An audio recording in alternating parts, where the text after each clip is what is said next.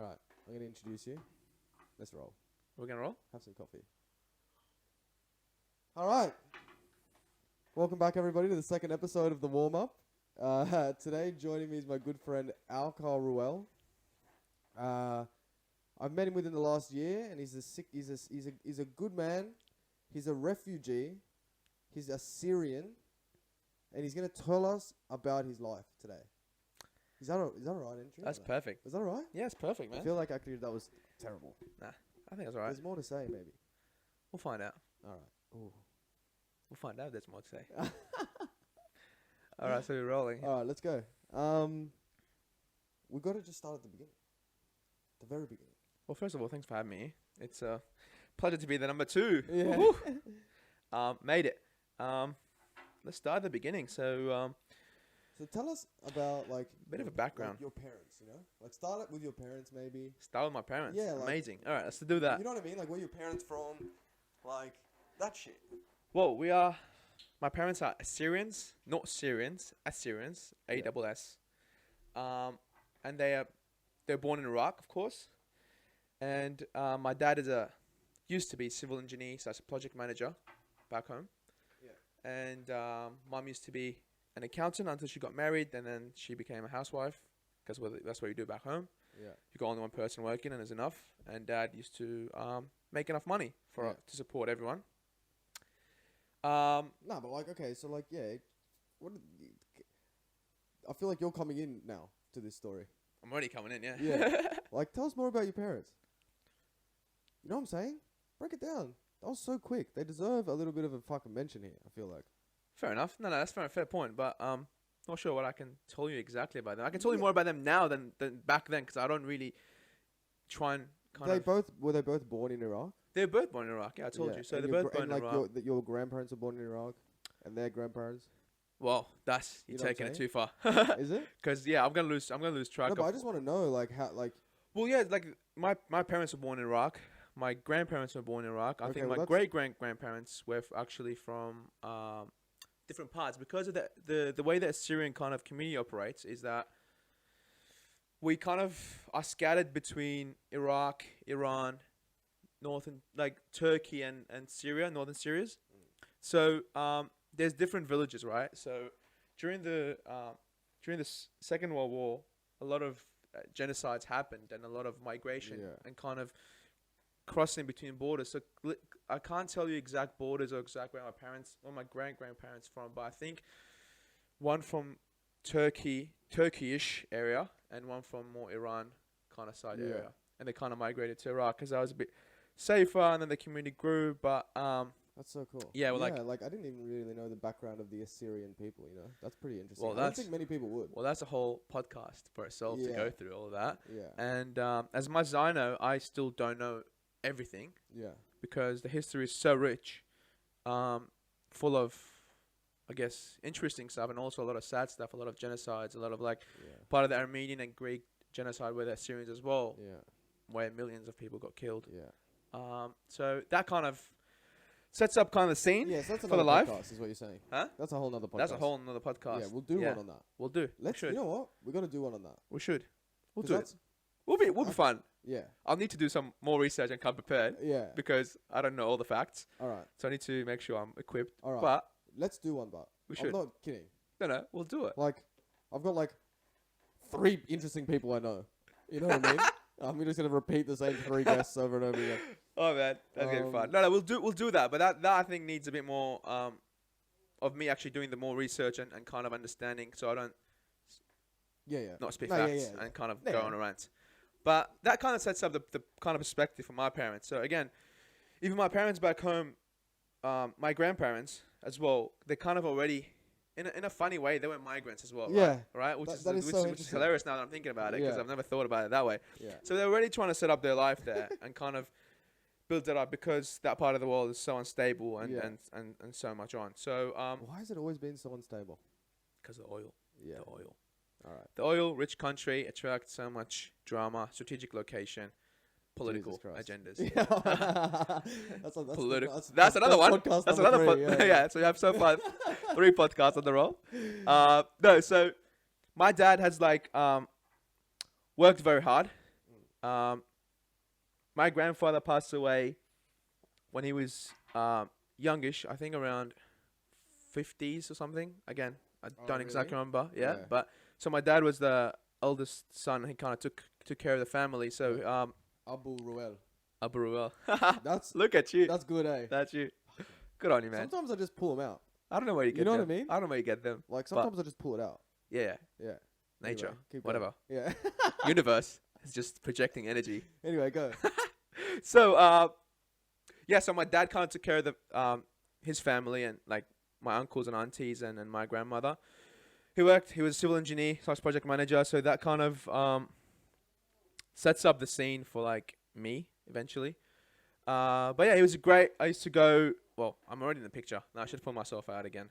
No, like if we need to come in, like we need to come in. We need to come in. I think. Right. Yeah. So I used to be like a great project manager. I used to love going to work with him. He used to take me sometimes to job sites. Yeah. Yeah. You roll in, you see him like talking to people and kind of solving problems and kind of doing all the stuff that you do on site. Yeah. And that just kind of gave me this ambition of being a civil engineer actually, and kind of follow his footsteps. Really? Yeah, exactly. Both me and my brother kind of had the same understanding, because look, at home back there used to be like big maps. So he's got like on the dining table rolled the plans. Really? Yeah, the good old style. Yeah, that's so cool. Architecture and engineering.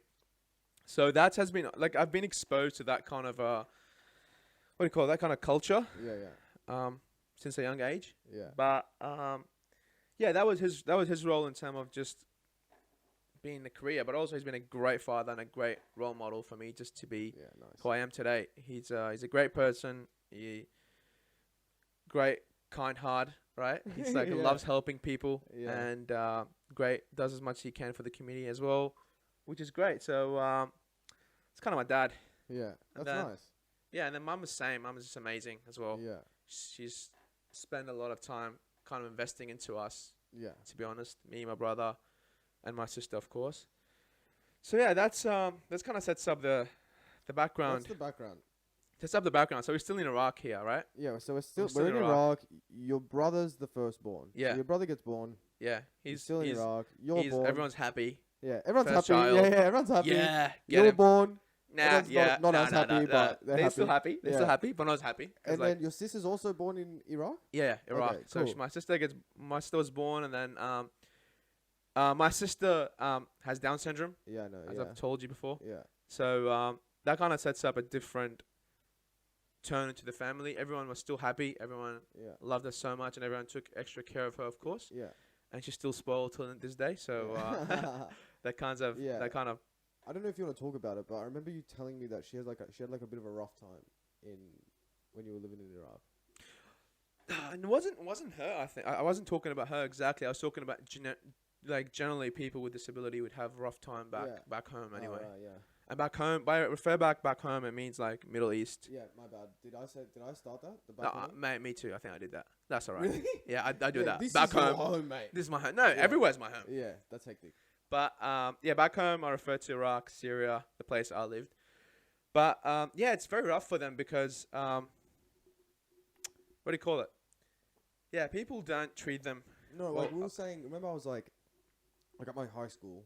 You know, there's like special like needs school, or like I don't know, I forget what it was called, but like there was like a few kids that needed extra attention, like some people with Down syndrome, autism and stuff. Yeah.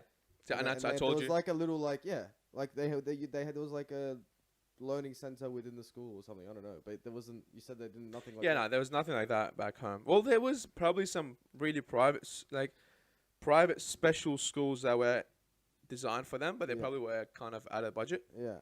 Way out of our league, probably.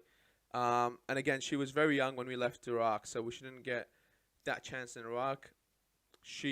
All right, So we'll come back to that. Yeah, like later. We have to circle back because events happen within your life. Yeah, and I'm like all over the place, so that's gonna be fun to follow up. I think you know what, from the last podcast, people said like, I feel like I'm still doing it, but whatever. Well, I hope the listeners deal have with their it. copy. Yeah.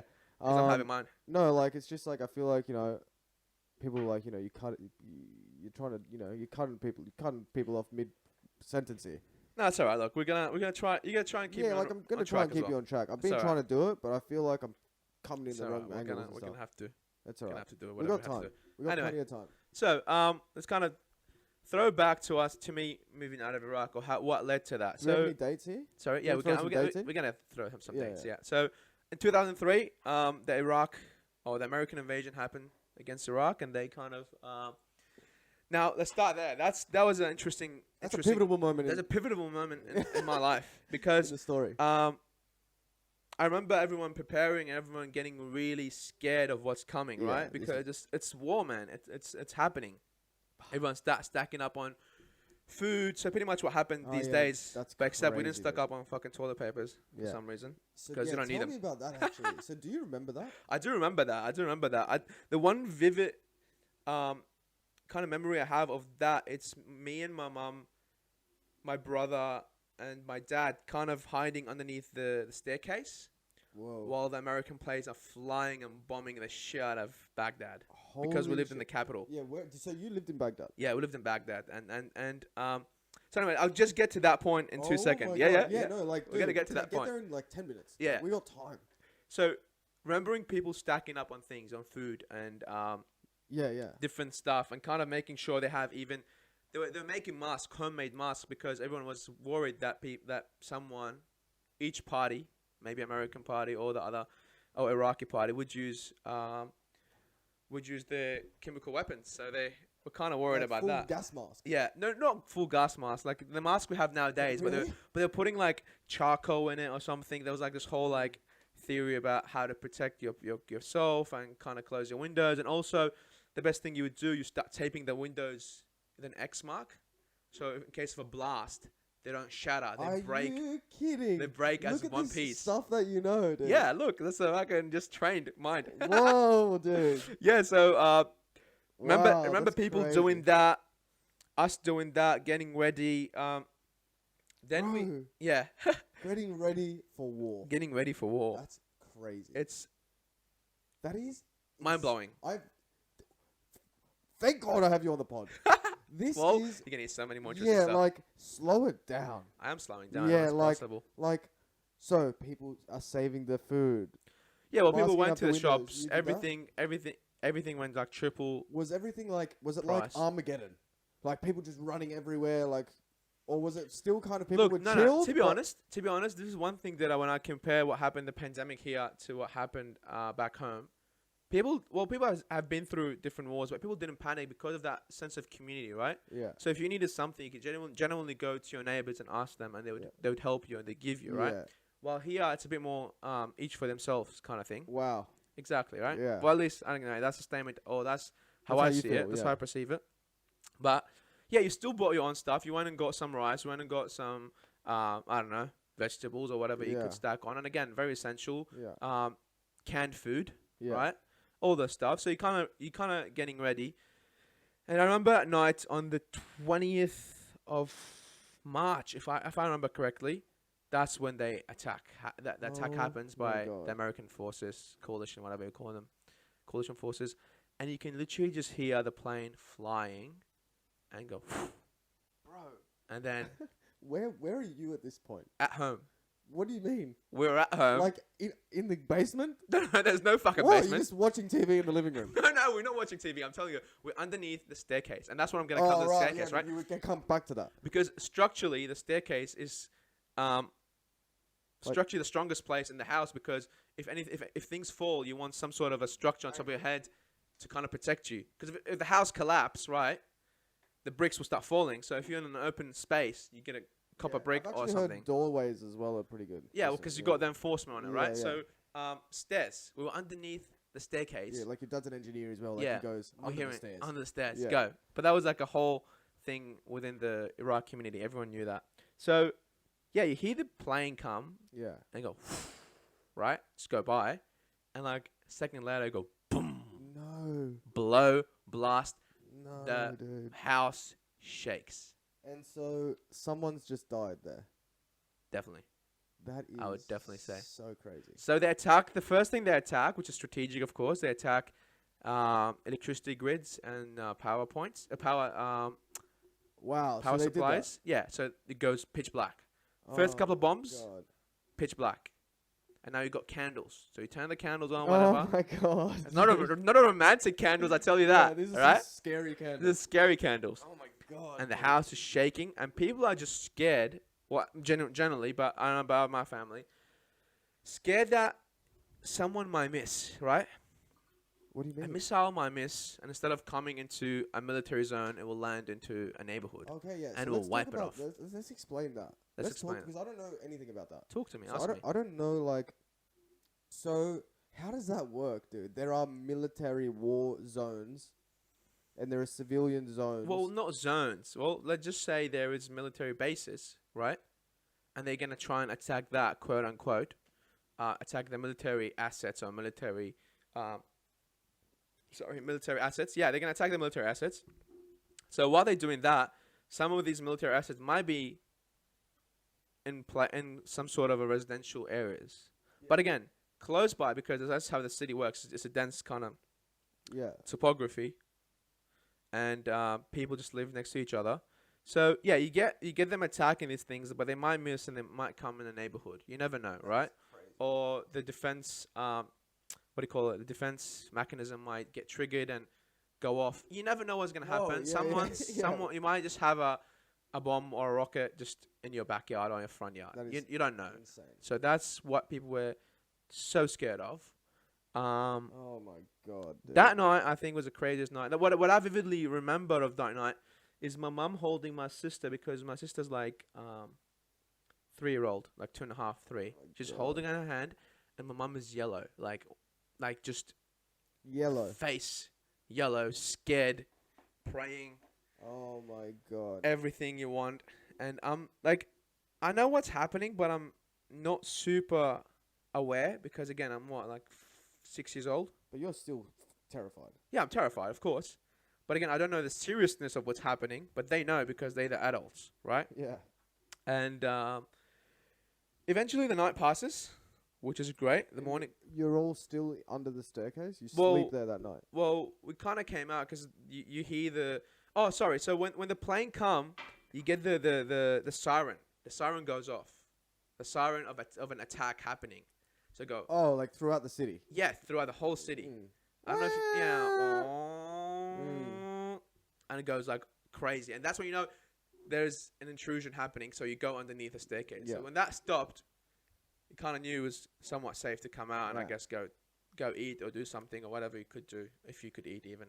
Oh my god, dude. But I guess that night is over. And pretty much after that night, I remember like this, like opening up the doors or like kind of going outside and actually seeing the American army already What? within the city. In the city? Yeah, like they got in within the first day and a half. They attacked all by air and then just like deployed their Marines or whatever they Oh deployed. my god, And dude. you see tanks in the streets. So imagine a street. So what's the Iraqi army doing at this point? Well, they were trying to fight, but they could not fight. Yeah. So they what? So like They surrendered people or got killed, got or- killed. Many people got killed.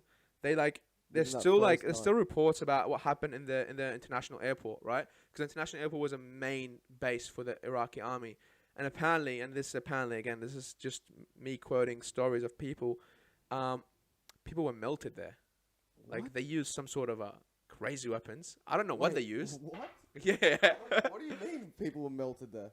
Like there was some unknown like crazy weapon that they used. That Yeah, just- like God knows chemical. God knows what they used. Oh my Everyone God. that was based in the airport, I'm pretty sure, and from the Iraqi army was dead. So, fuck. tells you how severe that was. So anyway, you go outside and you see now tanks. So imagine like, I don't know where everyone lives. Just imagine walking outside and instead of seeing cars, seeing tanks. Army tanks, yeah. Army tanks. What do you call them? Like the hammers. And like 2 days before, you're just like walking in that street. Yeah, you're normal buying, life. You know what I mean? Saying hello to Playing people, around, people playing around, riding playing bikes, soccer, yeah, playing yeah. soccer, yeah. Whatever, play outside. Yeah. And now it's like changed. Now it's like there's army and they're like just walking around, trying to be all nice, trying to give like kids chocolate and stuff. Oh, really? Yeah, but then your parents will say, "Don't take anything because you never know what's inside that." Right? Really? Yeah, of course. So then, kind of life goes on, I guess. Saddam get defeated. They bring down his So how statues long- and stuff. How long are you like like, how long are you encompassed in this just war, like, military state? Oh, since that day till I left. How long's that? Like, we left in 2006, so that's 6 years. No, yeah, 6 years, exactly. 3 years. Did you say? 3, sorry. Yeah, 2003, my bad. Yeah. 3 Yeah. years. So you're 9 at this point. Where? You're 9 now. Oh, 9 years old in When we- 2006. When you're getting ready to leave. Are we there yet? no, we're not there yet. Oh, Yeah, well, it's alright. Look, I'll get to that. I'm so sorry. That's alright. Sorry, we jumped ahead. Yeah, because like, But I think I'm in 2006. I'm 11 or 10 and 11. all right. Yeah. Okay. Well, let's go back to wherever you were at. 'Cause But I anyway, thought I'm we just were gonna about say, to- like, yeah, you get up and the city's transformed into just like this military zone, yeah. right? War zone. Oh, that's what you were saying. You said life goes on. Yeah, life goes on. Yeah. People just like, yeah, the statue come down. Saddam Hussein's kind of gone for now. Yeah. And how long did that take from the beginning? I think 2-3 days. Oh, They really? got through us really quickly because Yeah. also there's a lot of betrayal from the army because people didn't want Saddam anyway. Okay. And people were over him. Okay, sure. So Oh, right. That's what made me think like this is like years later. no, So no, this this is is like what's crazy to me as someone that knows nothing, yeah, right? It's like they come in to get Saddam. Yeah. Right? They get him in 3 days. they get him in 3 days. No, well they get his army in 3 days. He He- disappears. Yeah. He runs away like he tried to hide. And then for 3 years, they kind of done their job. Yeah. Done their job, you know what I'm saying? Like in quotation marks. Yeah. But they still just remain there. No, but they have to dismantle the whole. Like, there is so much more to dismantle. There's so many there's the army first of all that you need to dismantle. There is the CIA, the Iraqi CIA, whatever you want to call them, the intelligence. Oh, committee. yeah, So they okay. have to work on all of that, right? But again, they didn't. I don't. Well, again, controversial opinion. They didn't handle it well. They just purposely did not do it right. So anyway, I'll take you through this, this is the funny part that doesn't make sense to a lot of people. Funny part, yeah. Funny, crazy part. Yeah. They let people loot the shit out of everything. So you got military zones or military basements, people running into, grabbing weapons, grabbing grenades, What? grabbing them and running with them. Yeah, literally. And they just allowed this. Stealing. They're just standing there oh, yeah, sure. Let them take him. So they were So- arming the militia. Well, Yeah. in a sense, yeah. And then, and that's a funny bit, you'd walk around the stores and you see people selling AK-47. That is Literally. funny. People selling AK-47, Yeah. hand grenades, That machine actually is guns. fucking hilarious. oh, do you want to buy one? You get a kilo of tomatoes and you get a couple Buy one, of... get one free. That is so fucking You crazy. buy a kilo of tomatoes and you go ahead and buy your AK and walk back Yeah, home. That is so funny. It was crazy. That It is was so crazy. crazy. So that's kind of what I'm It's living like right now. entrepreneurship, like entrepreneurs, making the One-on-one. most of it. Yeah, looting the place, Yeah. looting the palaces, everything they could. Yeah. Which is funny because a lot of looting happened around the museums. So people stole a lot of the artifacts, Yeah. which is then found funnily their way into the Louvre or some other places. Ooh, sneakily somehow Sneakily black somehow. marketing their way into the Dum Louvre, dum, are they? You know, it's Yeah. gotta find some new home. Anyway, regardless, a lot of shit happened. So now I'll kind of move into the next bit, which is the militia start coming up, right? After Wow. the first couple of months, everything's somewhat, I'm blown Quote- away that this is within the first month. yeah, quote unquote stable. I'm gonna dare to say stable, and then slowly people start having conflicts, right? Between each other. Between each other, right? Muslim between each other, because now there's a void of power, right? I've heard a lot about this. And people want to grab the power, Yes. and some people got promised by whoever that they're gonna be the next people in charge or whatever. Yeah, if they commit a betrayal in Exactly. this, yeah, Well, yeah. you got the place in the next Got the government, place. but not work. No, Nah, never nah. work. So yeah, shit start happening. So militia. So you got the Sunnis and the Shia, which Yeah. is the kind of two sectors in the country. The Muslim, the main, they're pretty much the majority, right? Yeah. They start kind of trying to control different areas, right? And then slowly after that becomes the kind of persecution of the minorities, which included us, the Christians, right? Mm-hmm. So people started getting threat letters sent home. People start getting assassinated, killed, just out of the blue. So Just out of the blue. Yeah, because let's say you had a nice house. That's an amazing thing that you Let's just said. say Yeah. you had a nice house. Yeah. Someone wanted it. Yeah. He will throw you literally an envelope, like threatening to kill you, and put a bullet inside the envelope, throw it to you, right? Like put it in your house, whatever. And then, again, they don't put it in the mailbox. We don't have mailboxes. Just slide it underneath your house or shoot your house. Whatever they do to intimidate you. And then whether you leave or stay, then that kind of becomes part of the thing. So did you personally experience any kind of thing like that? Like the bullet through the thing?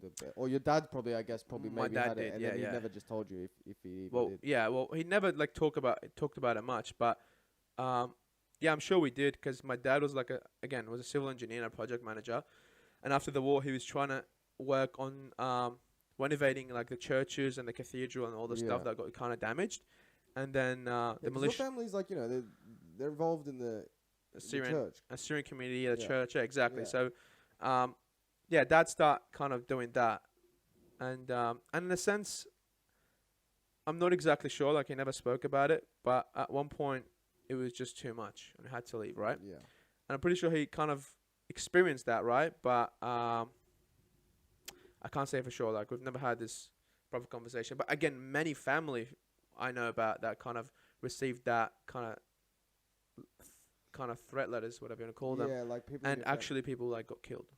Like people, second family, kind of like relatives and family, dad's Jesus friends. Christ, dude. Yeah, just got Just gunned down. out of the blue for being a Syrian Christian. Yeah, just being a minority and believing in something different than other people, you got kind of gunned down. Wow. So that was really sad. That was really sad. But eventually, what kind of pivotal moment that triggered this whole we need to get out of this place was, kind of receiving similar threats also. But eventually, my brother's high school was situated next to, don't ask me why, was situated next to the like intelligence building, like the Iraqi intelligence building. And it got like a suicide bomber went through it with a car and blew the shit out of it because there was like a prison there. Are you fucking and they're trying to kidding free up people. Yeah. So my brother was like, Mum tried to call my brother. My brother was missing for like a couple of hours. Then he turned up and my dad had it. He was like, that's it. We are leaving. Like I nearly lost my son. Yes. We're leaving. This is it. So you pack up and literally oh my God, dude. I need to get your brother on the pod as well. within days, you should. Wow, dude. You so should. So is this so that's 2006. Yeah, that's 2006. That's just toward the end. That's I kind of remember it was kind of December. It was kind of this time of the year. Yeah. Happens. Dad's like, no, that's it. Pack up. We're leaving. Like, I'm not going to lose any of yous of anything. Yeah. So we pack up in 2006 and we go to Syria next door. Yeah. And we kind of, I guess, migrate or asylum seek in Syria. Go become their asylum seekers. Yeah. Actually asylum seekers. And it was really hard for me. I didn't want to go. Like, you got to understand, I have friends. No, dude, I get it. I have friends, of course. Family. I didn't want to leave. I just really didn't want to leave. We had our own house. No, I totally get it. How right? funny is that? Like, you're a little kid and it's just like, you're in a fucking war-torn Like, we gotta part leave. of the world and you want to stay. Well, Yeah, because like, that's I enough know, for you. Like, I know, I get it. But, like, it's so funny. Like, Exactly. As an adult, you just be like, yeah, we're leaving.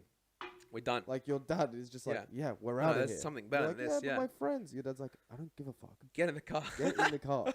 Yeah, like, what are we doing here? Pretty much like that. Yeah. So we go to Syria, and to kind of give some context, Syria speaks Arabic as well, of course, Yeah. but they speak a different dialect, Yeah. right? So even though I spoke Arabic, I was still the foreigner there Yeah. because I am not Syrian, I'm Iraqi, right? Yes. So trying to integrate there, I guess, again, here we go. Did a lot of people migrate? A lot of people migrated to so there's a huge Iraqi community that lived in Syria, and that kind of was a blessing and a curse at the same time because people didn't like us because we were like a lot of us migrating there, technically taking over their jobs, quote unquote, and kind of ruining the economy and stuff. Which, well, in fact, we're actually building the economy because we're bringing money with us, of course, because we need to spend money and stuff. Regardless, kind of tried to get enrolled into school, and the principal kind of rejects me. She says, no, we don't have enough space. So it's me and my auntie. We go to the school, and she goes to her, no, sorry, we don't have space here. You have to take him somewhere else, right? I don't want to call it racist, but probably was racist, kind of. Yeah. She didn't want to put me in because I was like Iraqi. Yeah, like they definitely had space. They probably had space for one kid. Like, come on. There's no finite amount of space in a school. One kid. Yeah, you can fit one kid. It's however many people you can fit in the room. But she said no. Yeah. Regardless, so we go a couple of schools, and that's the kind of scenario. So then my auntie takes me to the, let's say, Department of Education, like the actual department, right? We go there, and she's like, look, what do you call it? It's like, look, we're going to need to enroll him in some school. No one's like, everyone's saying it's full. Anyway, they kind of give an order to this school, to the first school that we went to, and she said she doesn't have space. They call her, they say, look, there's a student coming your way. You have to enroll them. So we go back to the same principal, and she goes like to my auntie, all right, so you're trying to like force my hand. And she's like, no, I didn't. I just went to the department and said, look, he needs to go to school somewhere. Yeah. And this is primary school, right? Yeah. And she tells me, and I still remember this, she goes like to me, you better behave. Oh, really? If you don't behave, I'll send you to your mum so you can go wash dishes there. And I was like, and imagine that to like a 10-year-old kid. Yeah. Right? Like year 6. Yeah. I'm like, oh, okay. Sure. Yeah. Sure. That terrified me already, right? I'm already in a foreign country, for God's sake. I'm already scared of going to school that I don't know one in there. Everything is different, and now the principal personally picks on me. Yeah. God damn it! Here we go. Yeah, that's so annoying. Here we go, and this is where it starts actually, because I go to school, and again, I try to kind of perform, but I'm falling a little bit behind because everyone's already established. Everyone knows what they're doing. Everyone knows how the system works at school. And, so I tried to kind of navigate my way through it. Still get picked on because I have Iraqi accent and Iraqi kind of dialect. So I'm not making many friends. Yeah. So I guess what I tried to do is just study hard, try to do my best. That's very interesting. I can see that in you. That's very funny, dude. See, I love this. I didn't know this about you. Yeah, no, I didn't know this. So just study hard, man. Yeah. I study hard, and I aced year 6, right? Because that was the year I at. And usually the way the system works back home, of course, you finish year 6, you go to year 7, it's a different school, right? Yeah. So that was my one and only year, not even a year, I think half a year in that school. Yeah. I ace it. Yeah. I ace it, and I become one of the top of my class. I think the top in the year, one of the top in the year. Not the top, but I think the top 10. Anyway, so they give me the results, because you have to go into school, get your results on the last day, get my exam results, and then I go to my auntie. I show her. I'm like, look, we did great. She's like, come with me. Takes me to the principal. And we go, and she goes to the principal, look, this is what he did. This is how good he is. And you were super mean to him. Yeah. Anyway, gives it to her pretty much. Yeah. And leave. And that was the best feeling ever in life. Yeah. But I go to year 7 and then year 8, and now I'm picking up the Syrian accent, and I'm speaking really well that people don't even recognize I'm not Syrian, right? Yeah. It's annoying that you even had to do that. Sorry? It's annoying that you even had to do that. Well, we had to. You know what? But people just do that anyway.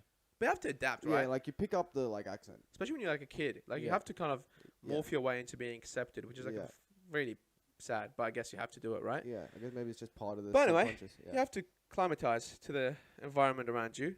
That's what I did, and then people didn't start recognizing me as, I guess, Iraqi around the Syrian people, because I was just speaking really well, right? You're not the foreigner anymore. I'm not the foreigner anymore, but then eventually they find out and they know, but they like you because now they already like you. So I made really good friends. So there's some good people that I come across my way there. I learned, again, a lot of bullies back there because you're a foreigner. They kind of don't like that. Crazy, dude. Yeah, man. People would literally come. I nearly got stabbed so many times in school. Are you serious? Yeah, because because you're different, because you're Iraqi, and they would even try to steal your money. They'd come stop you. They'd be like, take out your money. I'm like, I don't have money on me. I'll take out your money. And they open the knife and stuff. So you have to give them money. God damn it, man. You have to give them money. You can't. What are you gonna do, right? God. So you start hiding your money. You start hiding it in your socks and then in your shoe, whatever you want to do to kind of get away with it.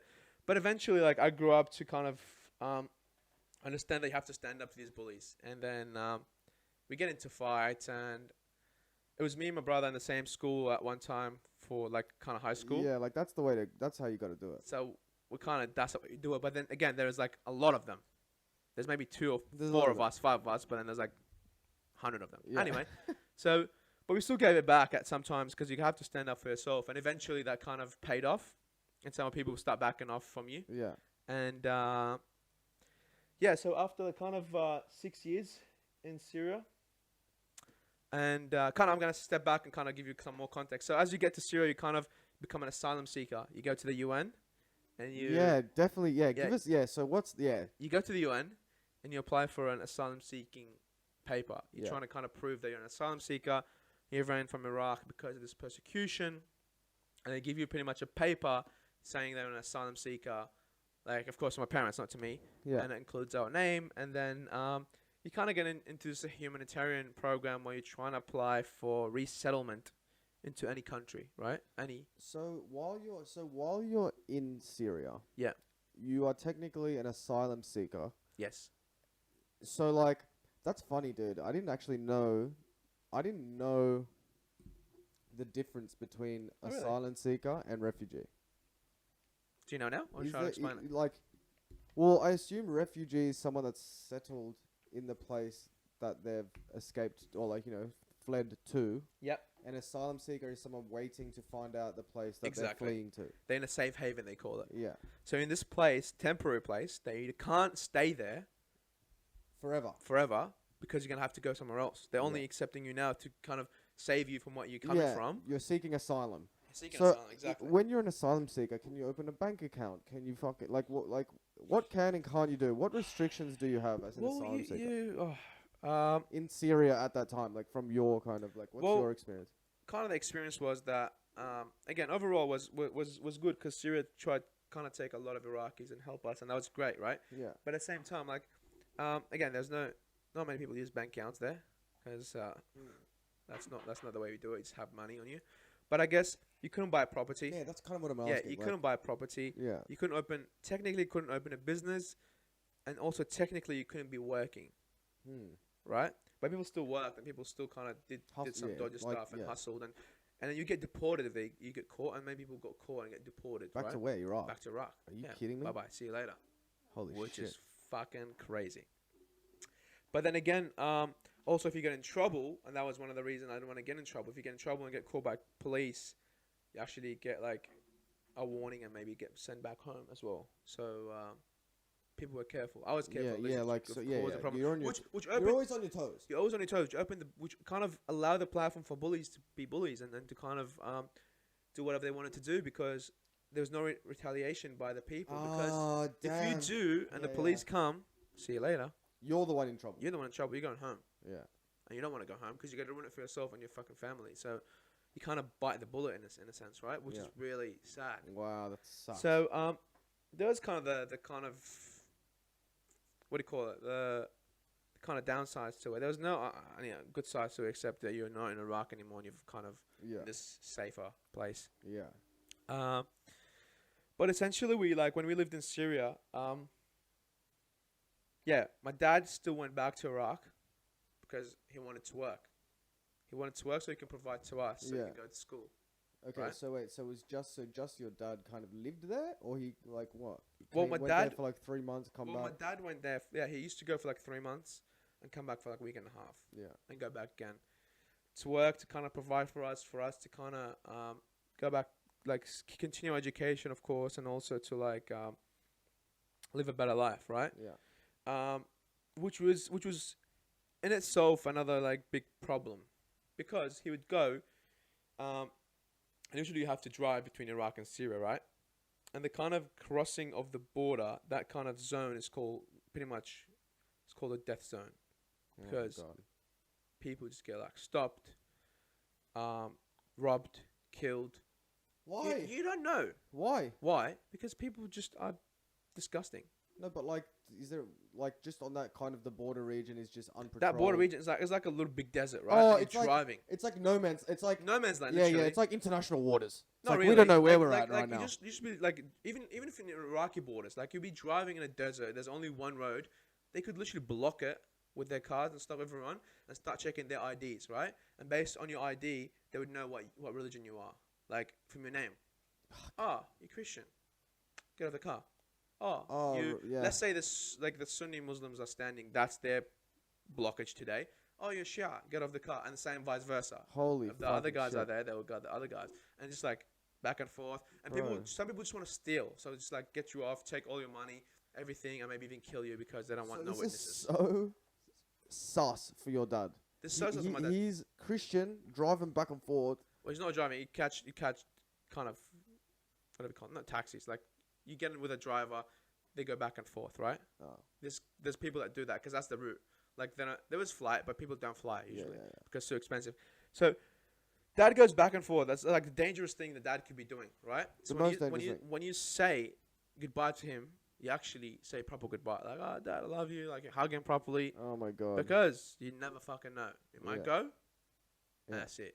Whoa, dude. And that's like crazy. Yeah. Crazy for us, but also crazy for my mum. Yeah. Mum has to play this role of the dad and the mum at the same time while and kind keep of raising everyone us. like happy and like Keep everyone happy, but keep fed. us disciplined. Keep us well on board with our schools. Keep us making sure that we are hanging out with the right crowds and all the stuff. Yeah. Doing it by herself, right? Yeah. As well as trying to provide like money and shit. Well, dad was doing that. No, but that's what I'm saying. Like when you said goodbye, like you know what I mean. You're saying it's hard for you. Yeah, it's hard for you. Like if your mum lost your dad, like that's crazy. I know. Yeah, then she has to provide as well. Yeah, which is like even crazy. It's impossible. It's impossible. It is. It is. Because you're not meant to be working in Syria anyway. So imagine how scared your mum would be. Like imagine she's the goodbye that your mum. Exactly, and she's got also you gotta remember you got my sister. Yeah. She's taking care of my sister as well, which is extra hard, right? It's not like a normal person you're dealing with. And again, so let's do that. So is your sister in school, or is she still like your mum is actually she's just still teaching at home? her? Mum is teaching at home. So like, there's no private schools, or there was private schools in Syria, but you can already understand that my dad is under so much strain.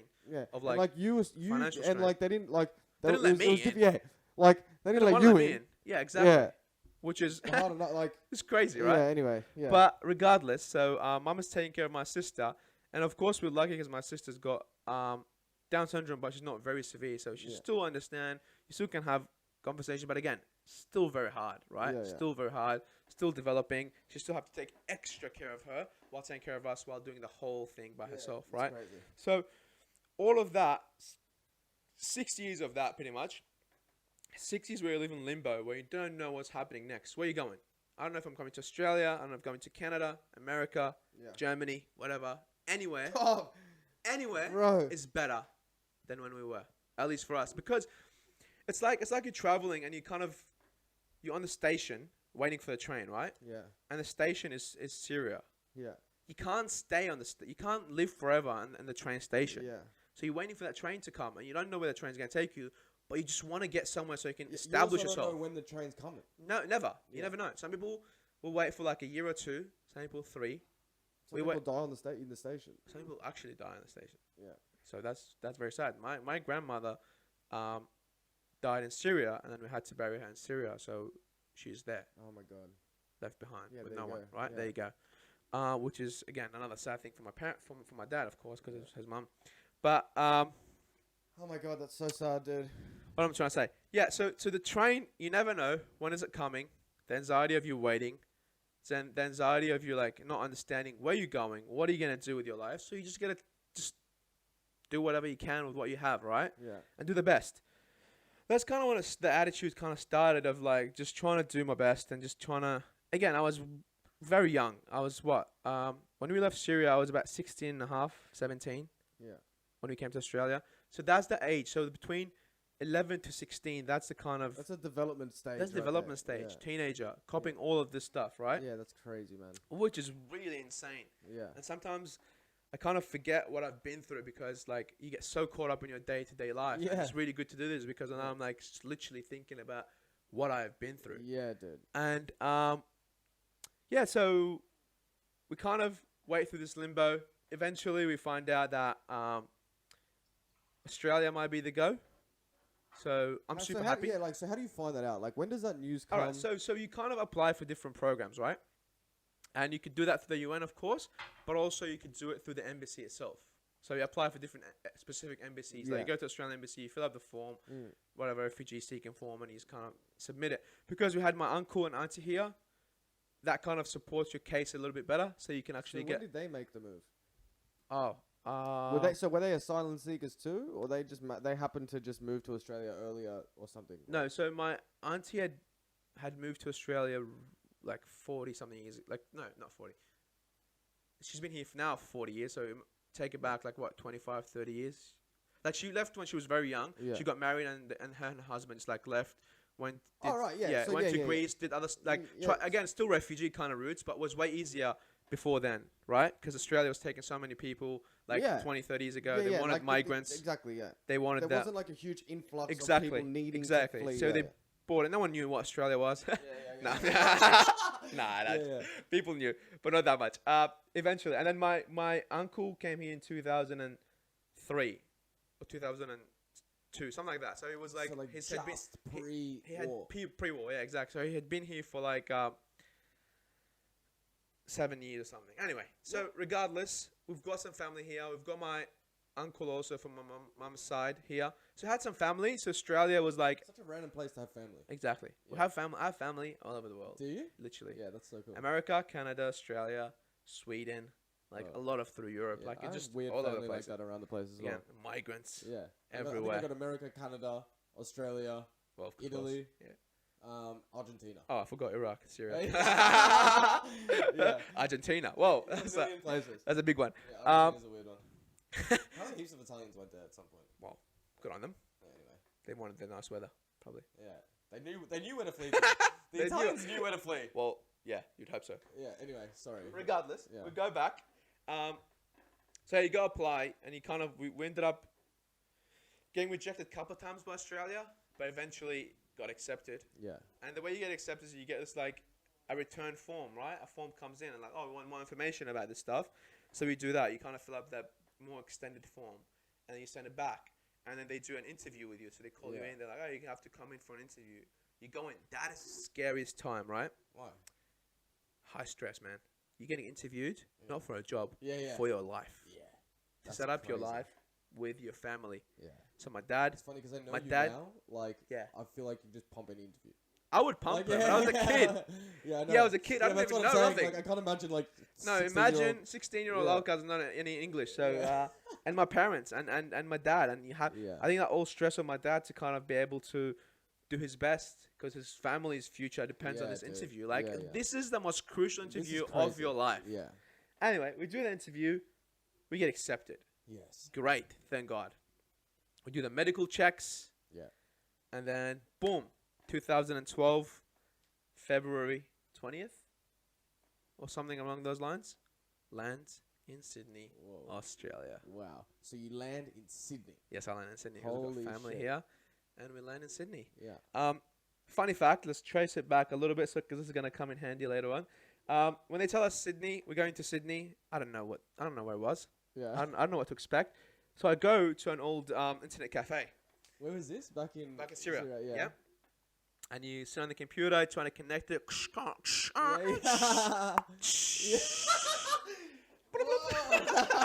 the fucking chair, dude.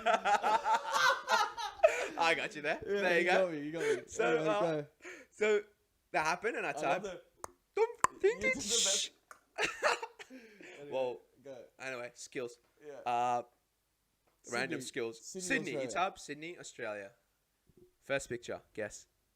The Opera House. Yes. I know you too well. You got it. Yeah. The Sydney Opera House comes up, and I'm like, whoa, this place. Yeah, like, what the fuck is this thing? I love this thing. Yeah. And I want to make sure I go. I was like, I'll have to go there when I get to Australia.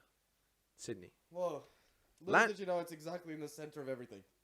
Like, it's... You know No. Wait a second. You gotta have to give some context here. It's not in the middle of everything. It's in the middle of the CBD. Yeah. Which is far away from the suburbs where we stayed. True. This guy lives in a city, so for him, it's normal. Yeah, but it's the epicenter of the whole thing. Yeah, well, of course. Anyway, regardless, You don't know what it is when you come first here, so you have to have someone to take you. Yeah. First day we arrive. Second day I asked my cousin to take me to the opera house, and she does. She takes me and my brother to the opera house. That's hectic.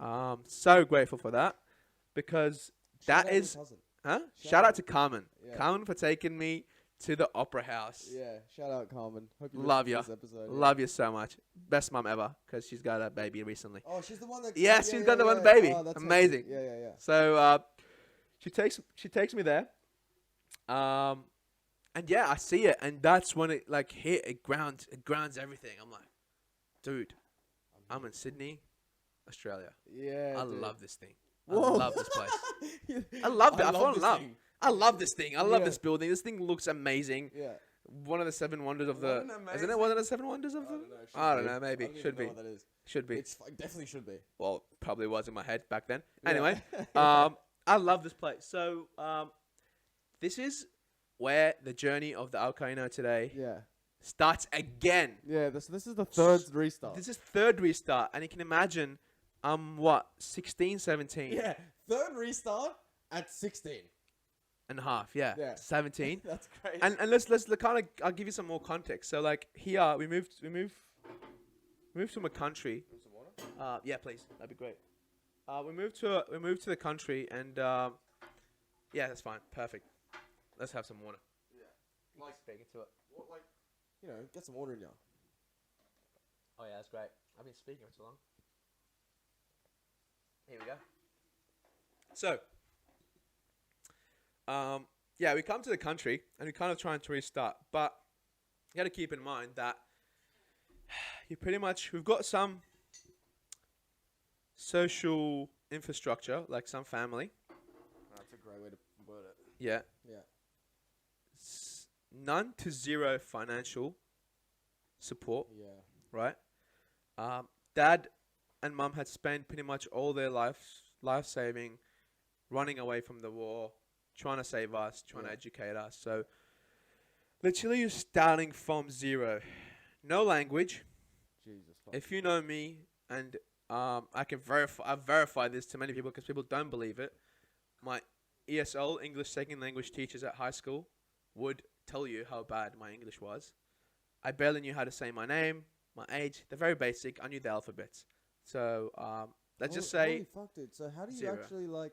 So when you're in ESL, does the teacher speak Arabic?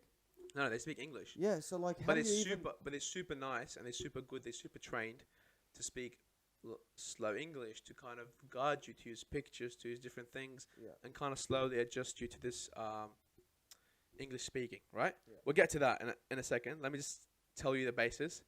No language, no finances, no money, pretty much broke. No social infrastructure. Starting from scratch again. A little, isn't it? Yeah, well, a little. There's a family. Yeah. But again, the family, and it's amazing to have the family around, of course. But again, soon you realize everyone's busy with their own life. Of course. And you know how life is here. Yeah. Everyone's like studying, working, doing their own thing. And again, 100%. Amazing. Shout out to everyone, the whole family, for being so supportive and so amazing in our transition. But also, they could do so much. They couldn't be with you everywhere. They couldn't be anywhere. It's totally understandable, yeah. That's what I'm trying to say. Yeah. So you tried to kind of build up your social life from zero. So I call it a 000. Do you? Yeah. Whoa. The 000. Why? Because what is zero the 000? English. Oh, you call it the 000. 000. Zero English. Yeah. Zero finances. Yeah. And again, let's just say zero social. Zero friends. Zero friends. Yeah, exactly. Zero friends. That's the best way of putting it. Starting with that kind of was so challenging. So challenging. Now I look back at it, I kind of laugh. But back then I was so frustrated because we went to high school, tried to get enrolled. And again, they did like a quick English test. And he said, look, sorry, you can't go into the high school straight away. Your English is bad. You have to go to the ESO, which is IEC, which is called Intensive English Center, which is kind of part of the high school at Kogarah. Yeah. And it's called Kogarah Intensive English Center. And you have to go there. You have to try your best there. And then eventually when you're ready, we'll move you to high school. All right, sweet. We'll take the deal. Go back home, cry my eyes out. Why?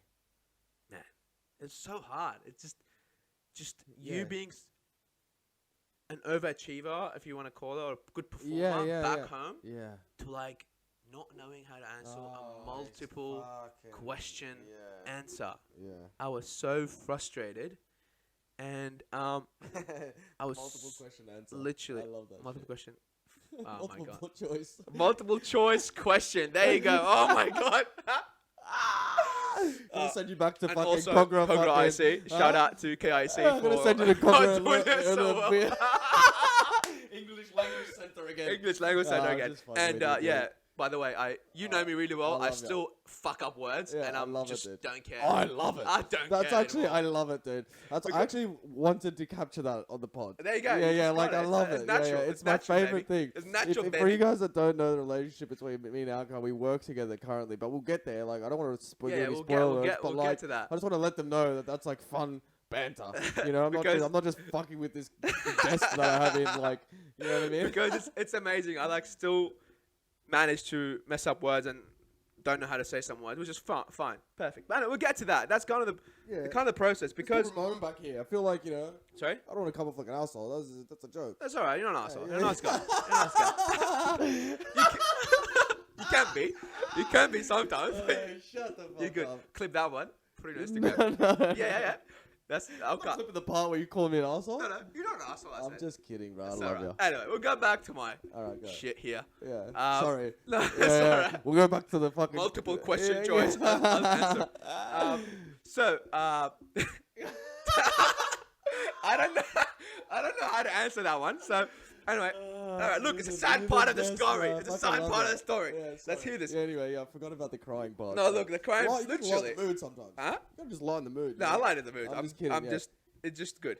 Alright. No, look, it's frustrating. So I'll go kind of back and be serious about that bit. Like, it was really frustrating because you can imagine coming in not knowing how to speak a language, so you can't even talk to the person across you. You Yeah. can't make friends because you can't speak the language, I right? know. How many Assyrians have come? Like, I mean, I always say like, is that like because? Sorry to interrupt, Go for but like, so the Assyrian community is essentially pretty much all Christian.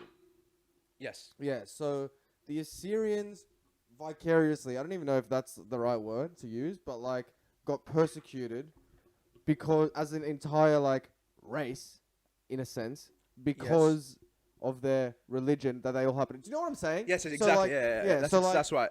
not only a bunch of Christians fled Iraq, but with that, comes a bunch of Assyrians specifically. Fleeing Iraq. So is like at that time when you're growing up, when you've just finished that first year of, you know what I mean? You're in this center thing. Yeah. Are there many other Assyrian refugees are you able to build up a community of Assyrians around you, or you know what I'm saying? No.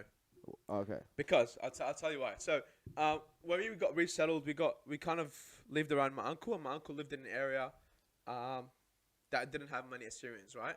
Just by coincidence, he moved when my auntie was here. Auntie was living in Randwick. We got settled anyway. So we got settled in an area where there was not many Assyrians, which kind of played into my favor a lot, and I'll come to it in a second. Yeah, I want to get back to the sad story, but I just wanted to give myself some. Well, I think that's part of it also because many people that many of the Assyrian community that come here, they live in West, right? And then because of that, they kind of right now there's a lot of them, so you can kind of integrate really well with your other Assyrian people, right? And kind of feel like part of something. But again, the downside of that, people don't really climatize, if that's the right word, or readapt to the Australian community and learn English and all that stuff because you don't need it. Integrate. You don't integrate well because you are captured still within with that community that you've kind of grown up with. I get what you mean. Oh, I get what you mean. So actually, you know what? In a sense, like you having family in like Rockdale, Cogra, right? Like that actually is a small actual advantage later on because you were forced to integrate faster in a sense than those people that all remained within the Assyrian community in the West. Do you know what I'm saying? It was a right circumstance that no one accounted for, right? Yeah, exactly. That I actually used for my advantage. Exactly. Eventually. Yes. So that's the thing. So it's really hard. I go back home and I'm kind of really upset about it every day, pretty much on a daily basis. And at one day, and this is the one pivotal moment in my life, right? I go home and I'm like, what? Cry again. Yeah. Are you gonna cry again about this? Oh, this is all you having a This is conversation all having with a yourself. conversation with myself, Yeah. right? I'm like, are we gonna keep crying about this situation, or are we gonna do something about it? Yeah. So that's So, the big turning that's fuck. the big That's turning that's point. when the Awkar that I know today Got- sprang out. You know what I'm saying? Created, Yeah. literally. I'm like, we're gonna do something about it. We're gonna watch English movies. We're gonna read English books. We're gonna not listen to Arabic music. We're gonna listen to English music. We're gonna try as hard as possible to speak English, even though I'm embarrassed, even though I can't say some words and people might laugh and stuff. I'm gonna do it. Yeah, like cut to today, like speak with an Aussie accent. Yeah, Like like you know what I mean? Like yeah. that's hectic. Anyway, But let's go back. you had to put in the work, right? Yeah. And I just realized that, and it's just some crazy moment when I'm just like, I'm just gonna have to do this the hard way. Yeah. And Well, there is of no course, easy way. There's no easy way. Yeah. There's no shortcuts. So I put in the work. Kind of. I did my practice. I speak. I You spoke kept as much. practicing, Yeah. I kept practicing. I spoke English. Like, people made fun of me, called me names. Making fun of you not being able to say. Yeah, not multiple would choice. say go back to Yeah. where you came from. What else? Go learn how to speak English. I got Oh yelled wait, you at. actually copped these like I copped these from yeah. people. Yeah. Really? Yeah, from a lot of like people. like Aussies? Well, look, the school was so diverse because like Rockdale and Cogra are still diverse. But people that are born here are called Yeah, Aussies. that's what I mean. Yeah. Yeah. Native English speakers, Yeah. called you that. Fuck, Don't like dude. you that much. I can't believe that. Yeah, but people, you know what? Everyone's teenagers. Like, Everyone's that's a lot of assholes. Again, a lot of nice people you meet through the way. Yeah, yeah, that's also- true. Like we can't forget about that. No, we can't forget about that. Yeah. They play a great role, but also you can meet 100 nice people. They can tell you 100 good stuff. The one asshole that says something that cuts you deep, that will stay with you. Fuck, dude. You know what I mean? That's a clip there.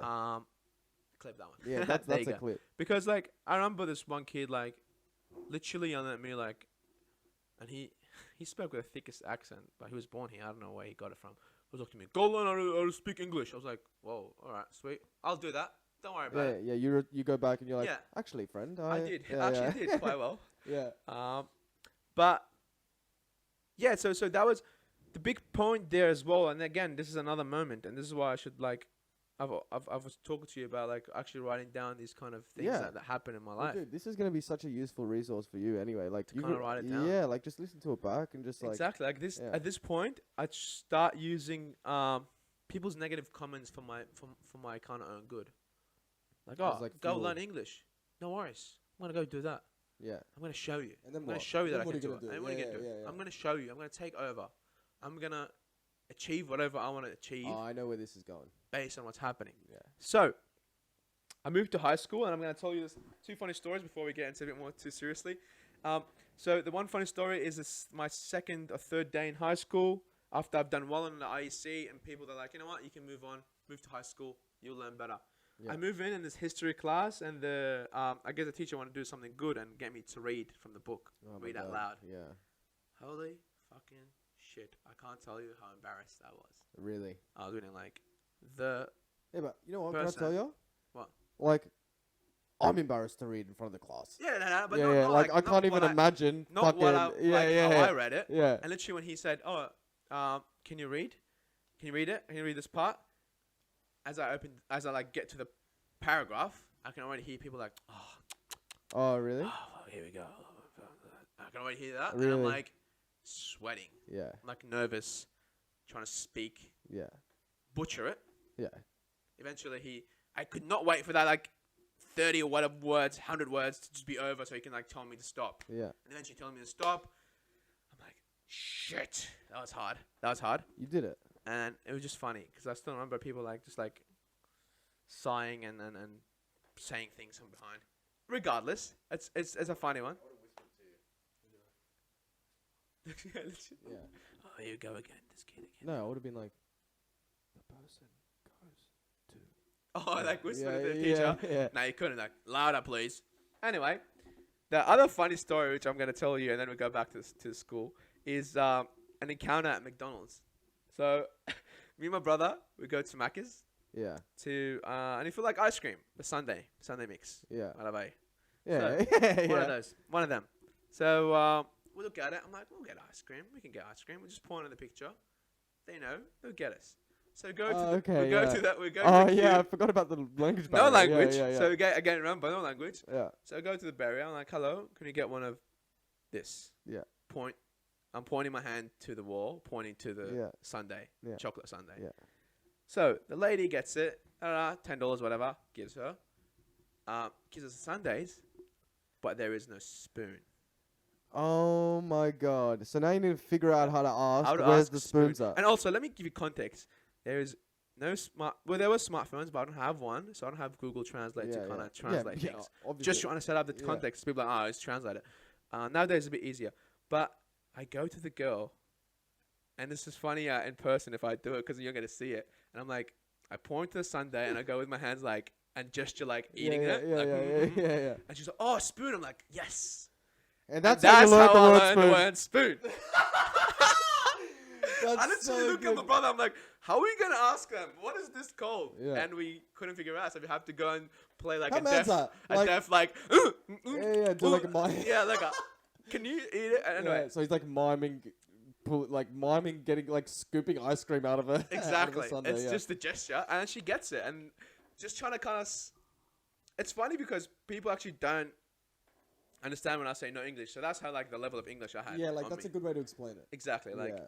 literally not That's much. funny. Anyway, so we go back to high school. So I moved to high school. I start still getting bullied, but I stand up for myself this time. I'm a bigger boy. I've went through worse through Syria, so I can deal with little couple of dickheads. Yeah. So couple of slaps and here and there. I managed to kind of stop the bullies and kind of become a cooler kid at school and kind of This is the transition. integrate really well. I guess people start making friends with people, and then eventually at year 12 they run for school captain. So sorry. So how long? So what year did you join? All right, let me put some years. You're actually right. Yeah, like 2012. 2012 I came to Australia, and pretty much 2012 I joined the IEC, which is the Intensive English Centre. And then I think I did like 2 terms there, and I moved to the high school. So and then you're directly into year 12. into year 11, like year 11, and then you go into year 11 and year 12. Mm-hmm. Yeah, because you know the way it's combined here is weird, and they didn't want me to go into year 12 straight away. Yeah, I forgot about that. Yeah. So I'm here missing already on a year. Yeah, that's So, annoying. I can imagine how annoyed you were about that. I was really annoyed. Yeah. I was really annoyed, Yeah. and that's a part of things that kind of I look at now, and it's kind of annoying. But anyway, I missed a year, so I go 2 terms in IEC, and by I think 2013, I'm in year 11 doing high school. Yeah. Right, so you go through 11. You're trying to. That's a whole year where I kind of built up friendships and kind of relationship with people. Eventually, year 12, they do the school captaincy. What do you call it? So year 11's when you started, like when you really pumped learning English. Oh, yes. Yeah. Oh yes. So the transition actually happens like in year 11. Year 11, year 12. Like I think both of them. Look, the teachers were amazing. The teachers have helped me so much, but also a lot of it were just like building the confidence of just speaking out loud, saying the words, getting corrected, getting yelled at, getting laughed at. But it's part of the process, right? Part of doing it. Sucks, but yeah. So eventually, like the school captaincy comes around, and I get asked if I want to be part of it. I'm like, you know what? I'll give it a shot. I think part of the like voting. part of the voting, like be a candidate, Yeah. presidential candidate. Yeah, that's you. Yeah, the underdog. I can see that. The underdog. Yeah, I see that. Go for it. Anyway, Yeah. I go for it, and people start telling me. I go against this guy that was there since like year 7 or year 8, right? Like some popular kid. Yeah. Yeah. Wasn't popular, but he was there. He knew more people than I knew. Yeah. And this one guy goes like to me, bro, not even bro. He's like, do you think you're gonna make it, man? Like, no way in hell you're gonna make this. You're not gonna be school captain. Like George just got it. The guy's name was George. Yeah. Like George's gonna get it, bro. No one's gonna vote for you.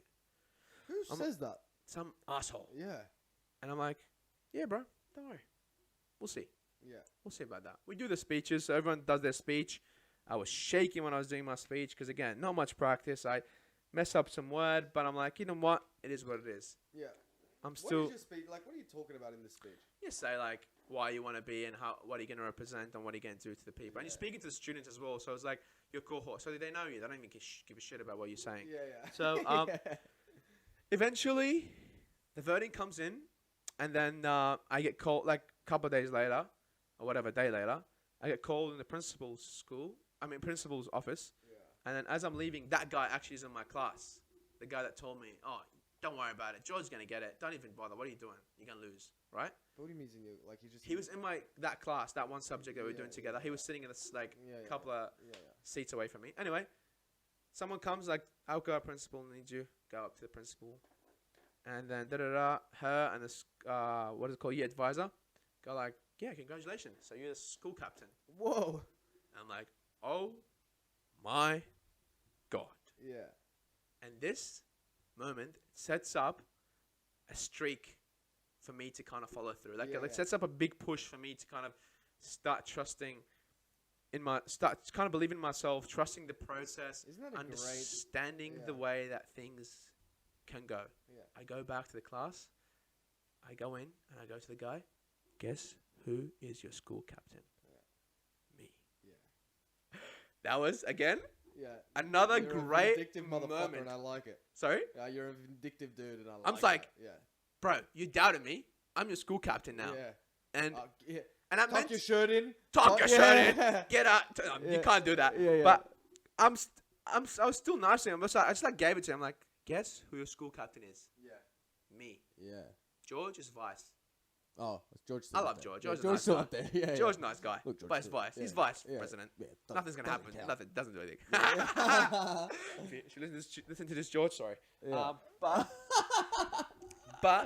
it was a great moment. After a year and a bit of being in the country, a year and a bit, he kind of managed to be a school captain. It was a huge achievement, right? I love that, dude. And then we go through the process of going through year 12. And here, You're such an overachiever.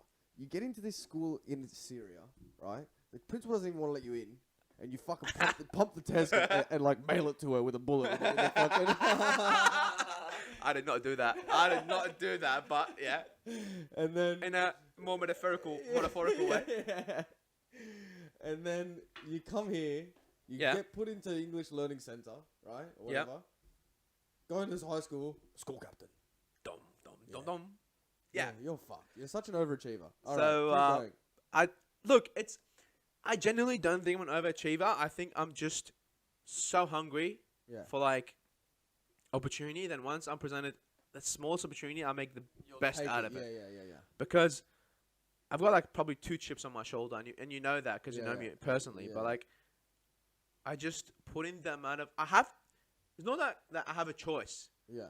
It's like me and like, let's say me and the other people that were born here started the race, and I rocked up to the starting line, and they're like, oh, these guys have started already, like 10 years ago. Yeah. So start running. Yeah. And you got to start running all day long and kind of try and catch up with all these kind of things that you've missed on, or like all the disadvantage to kind of overcome it. And it's part of that. It's part of the understanding that the opportunity comes once, and you got to work really hard to kind of achieve it. And that's what I've been doing. So maybe I'm an achiever, but it's basically a byproduct of my work ethics. No, I like think. you don't. Yeah.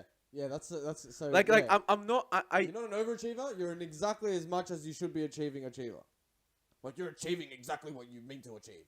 Great one. Like, you know what I'm saying? Yeah, I know what you're saying, but I'm just trying to say, because usually like I don't associate myself with like being like extra bright or like super intelligent. Like, you know what I mean? Like you meet some guys that are like super intelligent, super talented. I'm like, I'm an average guy that works extremely hard. Well, that's like not average. You know what I'm saying? Yeah, exactly. Well, I'm just saying, like, Yeah.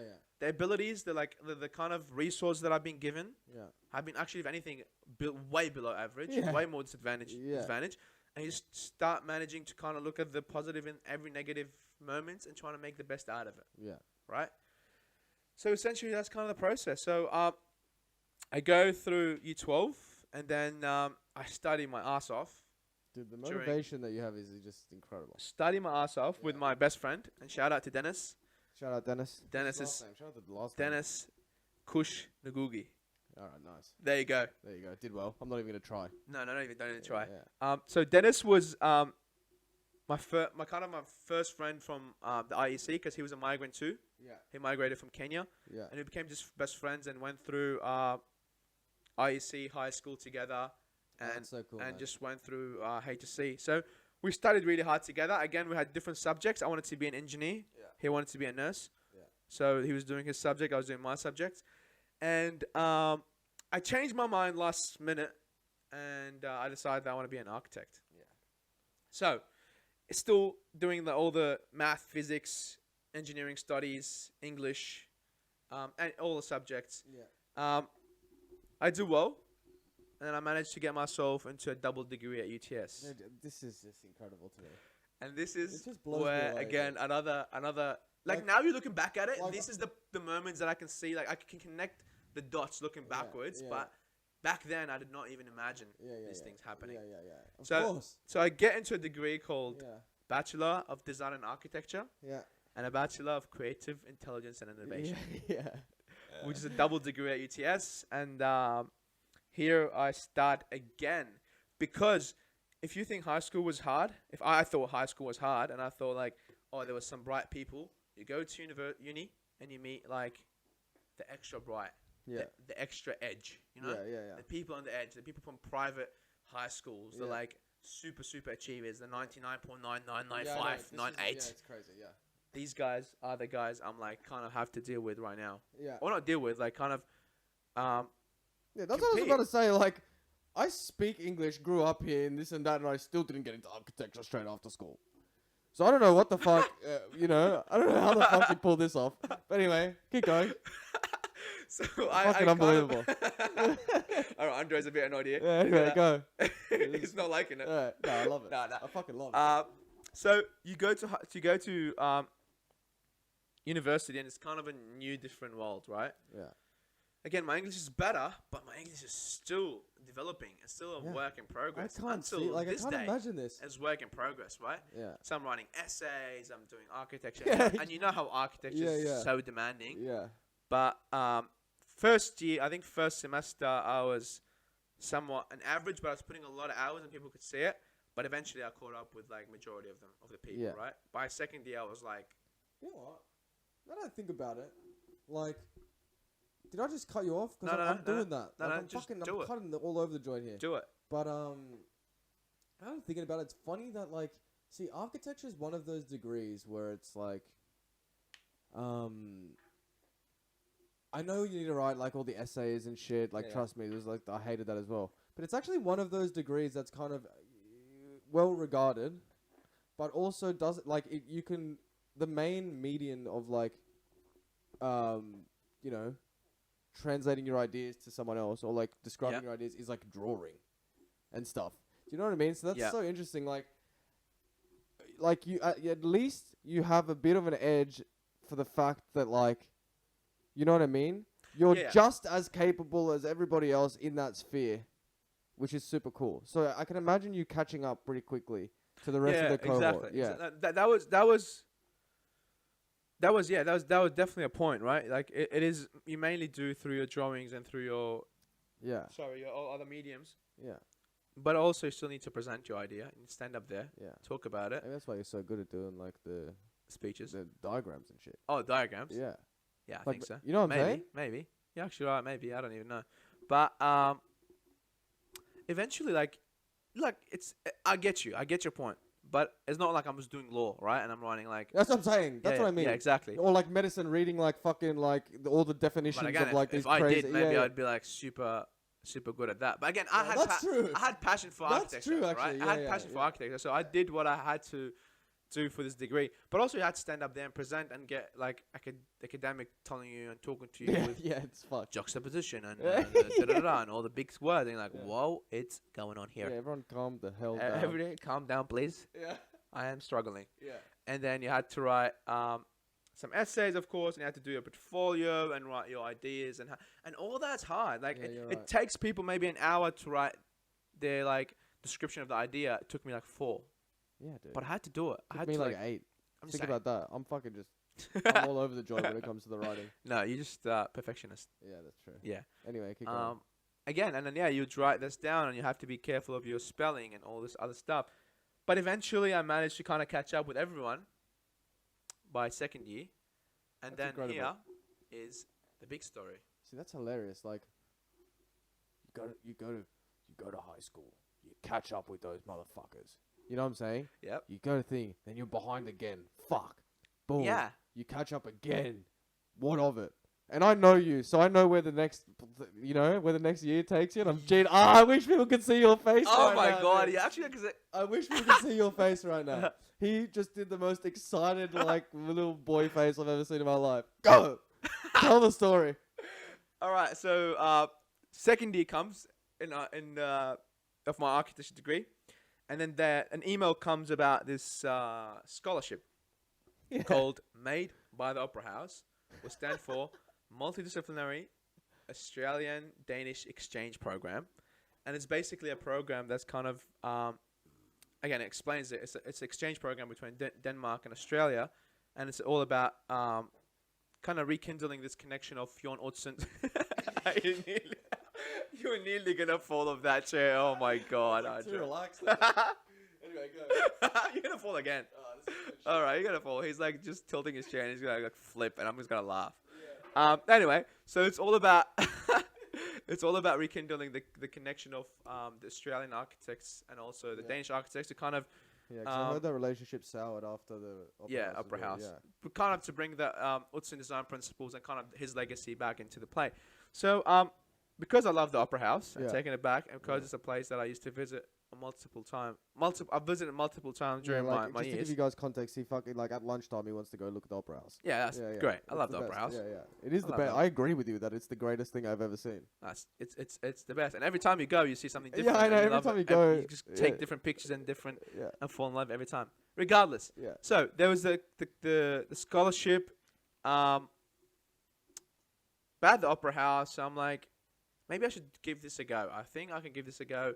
Again, I doubted myself a little bit because I was still my second year in architecture. I was like, oh, should I do it? I'm like, I'm just going to do it. You know what? I'm just going to do it. Going to do it. What I got to lose? Some hours to put in a portfolio. You had to put in a portfolio, an application, and some references and all this stuff. You got a bit of time here and there. You got some time in your hands. Yeah. Boom. Did that. Put the application through. The funny fact that not many people know is the application was due at 7 a.m. Yeah. In the morning, so I had been working at night. Yeah, the classic. Because it can't fit time with work and everything. For those of you that don't know, if you're in architecture and the thing's due at 7, you're printing it at 6. You know what I'm saying? AM, and you're not sleeping. Wrong culture. Yeah. Anyway, to kind of give context, I was working here, studying, and kind of trying to help, of course, the family while kind of studying. So there was no time. There was not much time on hand.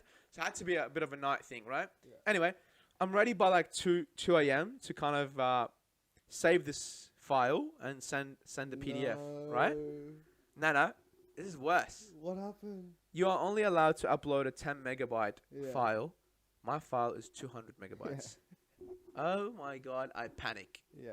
And it's 2 a.m. Yeah, did you go smallpdf.com? Shout out, we're sponsored the show. No, I didn't. Yeah. I couldn't compress it because my files were too big. Yeah. And for people that don't do architecture, they wouldn't know InDesign. But I wasn't too good at InDesign either. Yeah. So I'm just panicking. What do I do? Hits 4 a.m. and I'm still haven't been able to get it to 10 megabytes. Yeah. So I'm like, you know what? I'm just gonna go to sleep. Let this go. What? Let this go. What? But then, good old Awkar kicks in. It's like, no. Yes. We can't do this. Yeah, we can't do this. This isn't the Awkar that I know. Go and make a coffee. Yeah. Come back and finish your sort the fucking submission. Thing out here. Submitted 6:45. Yeah, I can know. Submit it, go to sleep, and then a couple of weeks later they call me. They say, "Oh look, you made the cut for the interviews. Let's go for interviews." I go for the interview, and as I'm going in, this guy's coming out of the interview, and is this master student. His portfolio is literally 100 pages. Yeah. Mine is 6, like a little paper bag. What do you mean? What do you mean? Because you have to delete all the pages to make No, because I was second year architecture student. How was it? The fuck was it? 200 megabytes. It was just big drawings. Yeah. leave me alone. I didn't know what I was doing with my files back then. Yeah, that's so funny. Cut me off some slack. Anyway, it wasn't 6 pages. It was maybe like 12. But this guy's like a full book. For the story at 6. Yeah. For the story at 6, and he had a fucking Bible of a portfolio. He did actually. He scared me. Because he had this like massive portfolio, and he walks in, was wearing all black and stuff. Scary shit. Like classic architecture uniform. And I was like, flower. I don't know what I was wearing. I don't even know. I was dressed nice. I was dressed nicely. Anyway. Get into the interview, and this is the funniest thing ever you're going to hear, Andre. You're going to love this. I don't know if I've told you this before. Anyway, the interview, they speak, they ask me a question. I think I'm doing well. This one lady asked me some challenging question. What do you have to bring to the table as second-year architecture students? Like, we have some master students here and there. I answer. And then the guy, one of the interviewees, was like, so you consider yourself, and he said a word, and I'm going to say the word now because I know what it means. But back then, I don't know what it means, right? Yeah. He says, so you consider yourself a facilitator. And I was like, in my head, I was like, what do I say? I don't know what the fuck he's saying. So I took a pose for like a second. And I was like, this is my answer, I swear to God. I was like, I guess so. I guess you could say that. I did not know what this guy was telling me. That's so good, dude. I guess so. You got away with it. I guess so. And when I left, I called Mum and I was like, look, nah. Don't even worry about it. Like, I think I effed it up. Because I didn't know what this guy even asked me. And I said, I guess so. Maybe he said, are you an asshole? And I said, yes, I guess so. I don't know what I said. So funny. So you think you're an absolute fuckwit, do you? I guess so. Sometimes. Okay, So I do that. And I'll leave. I'm like, nah, Mum, like, I tried my best. Didn't work. It's all right. Anyway. Oh, you're such a cute kid, dude. I'm at uni. Yeah. I get a call. And so, hello, it's Awkar. Yes, it is. This is XY from the Opera House. We'd like to say, congratulations, you've been selected. And I go, no way! Like, literally, I go, no way! She's like, yeah. I'm like, oh my God! And I was like, start jumping. Because... You get hot, took your shirt off. I've done that before, when I've got good news. Like, sweated and just, like, taken my shirt off in the middle of the street. No, I don't know what you're on about. No, did not take no shirt off. I was jumping. Okay. The classic Hollywood movie style. Jumping for joy. Jumping off. Clipping your heels. Yeah. Down the street. Yeah. Great moment. Like, I still remember that vividly because that's such a big thing for me. And then eventually, they end up running a story about that whole thing. Oh yeah, plug that. What? Yeah, like what's it in the Financial Review or something? What the fuck is that it's in Sydney Morning Herald. Sydney Morning Herald. Type in Awkar Ruel Sydney Morning Herald to get a bit of the story. Like a bit of extra content. If you like the story so far, go read the article. I mean, there's not much that is going to be in that artitle that's not here because we've just covered way more. Yeah, of course. That's the best part about this long form conversation thing. Exactly, but I think they run the story about this refugee kid that is now got a scholarship by the Sydney Opera House and is going to Denmark. That's such a good story. And then I'm at work and I'm here working at McDonald's. I wanted to introduce that earlier, but I didn't want to cut you off. No, it's alright. So all the way through uni, Awkar was working at Macca's. Yeah. Yeah. But even there, what? I was an overachiever, as you would call it. Yeah, he's not just working at Macca's. He's working at Macca's, then he becomes the manager. I became the manager. I don't know where you fucking come from, but you're an alien from outer space. Because I don't know how you're managing to do all this shit. So I'm a manager at Macca's.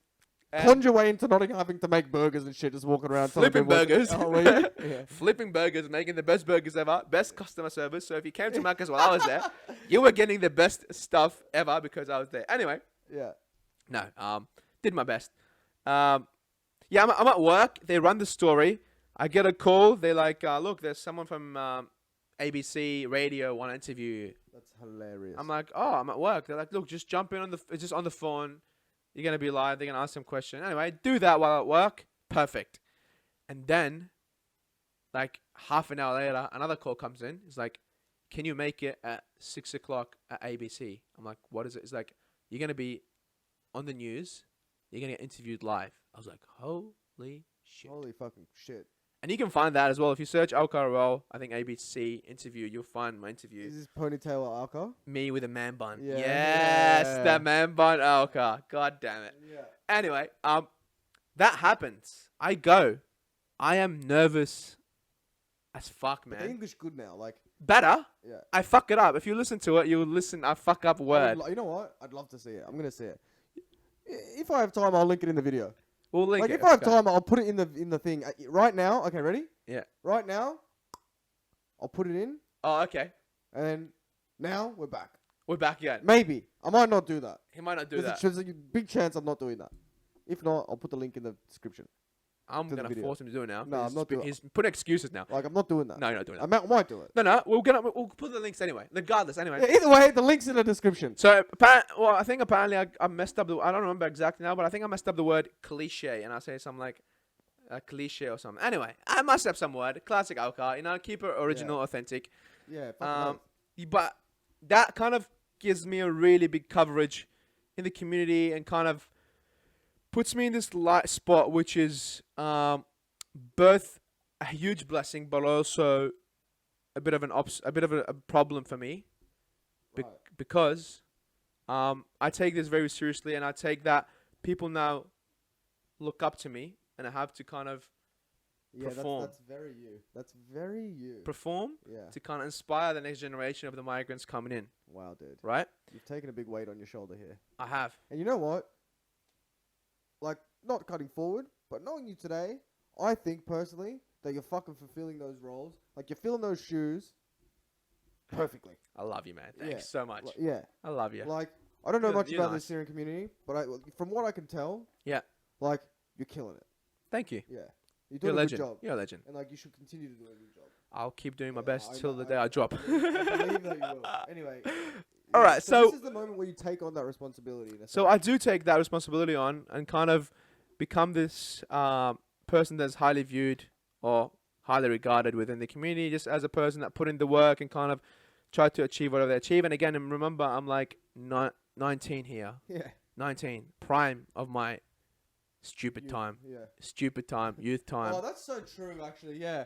Like, this is the time when most kids, like, go off and do fuckery and, like, you know what I'm saying? Exactly. Like, but you, now at 19, right in this phase of your life, take on all this responsibility as, like a role model. Well, if you want to say that, yeah, exactly.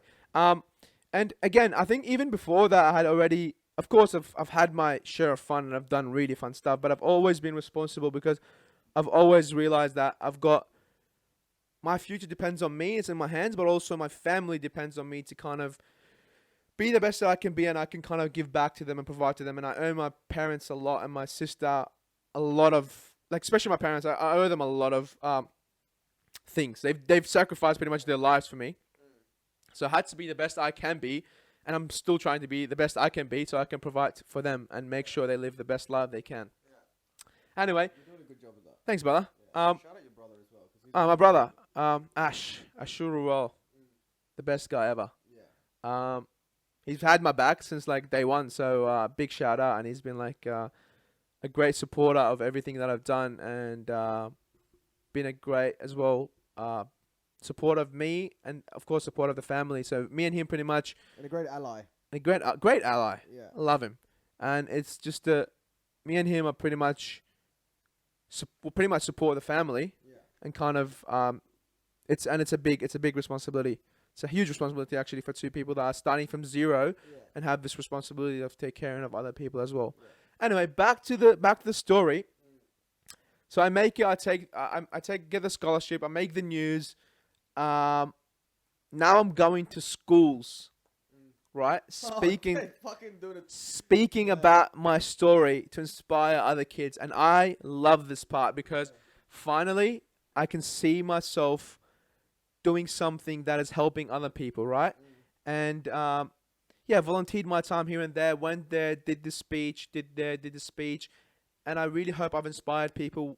I know I have. Many people have reached out and like asked question or like followed me on social media and still do, and kind of. So I try to keep up with that kind of image and that kind of brand of just being the kind of inspiration to other people. So, which is really hard. But again, I think it's been the biggest blessing because it's put me in this situation of always trying to do the thing to the best I can so I can achieve the best I could do. So eventually, I ended up packing my bag and getting sent to Denmark for like a program which lasted 12 weeks? Yeah. 12 weeks. 3 months. 3 months, pretty much. No, wait. 6. Again, don't quote me. I might be wrong. For a little bit of period of time. Yeah.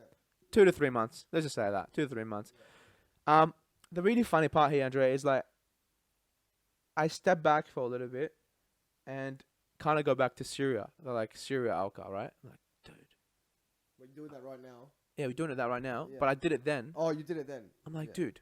I thought you meant you were thinking about it No, right no. now. I could have never, ever dreamt of what's happening, of like getting to Wow. uni Yeah. and stuff, of coming to Australia, going to uni, and kind of being able to be where I am today.